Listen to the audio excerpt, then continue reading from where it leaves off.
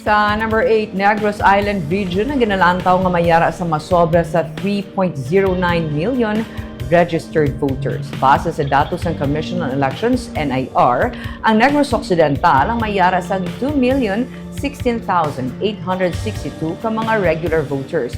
Ang Negros Oriental naman mayara sa 996,328.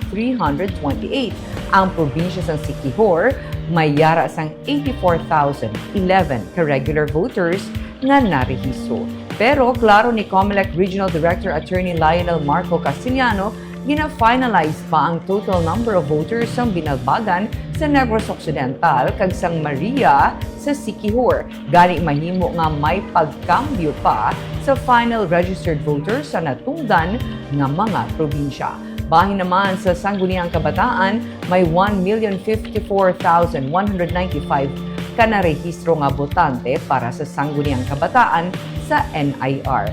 683,805 ka SK voters ang narehistro sa Negros Occidental. 342,110 naman sa Negros Oriental kag sa Siquijor 28,280.